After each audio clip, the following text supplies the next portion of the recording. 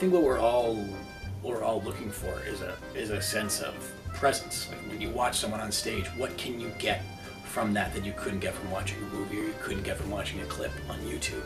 And it's that this person is really in front of you, really on stage, and that when they are able to take all of that in, it has more magic than any blockbuster pumped full of millions of dollars in CGI. If you really want to take it back, all of theater starts with religious ritual, and it starts with catharsis. You would be led through this story to a place of tension, and then I would release all of the tensions for the year.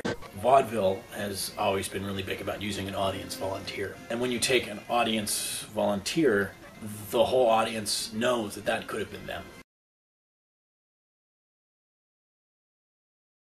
There are these things called mirror neurons in the brain. It's actually a large portion of how our brain processes.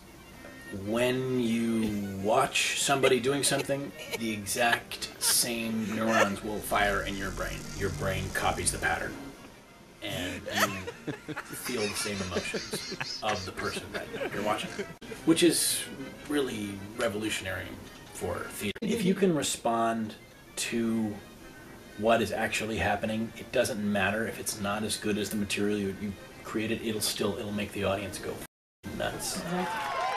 Historical example is there was a show based off of Commedia dell'arte, and there was a bee one day flying around, and everyone was like, "There's a fucking bee on stage!" Like they couldn't hold it together, and it was so popular, and the audience was going so nuts. They kept it and they faked it for the rest of the show, and in fact, that show became the story of the bee. And if you can ride that energy, it'll create magic more than anything I've ever seen.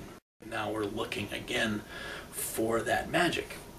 We feel like we've lost something, like there's something missing, and I feel like interactive entertainment, pulling on these traditions of the past, is where we're going to find it.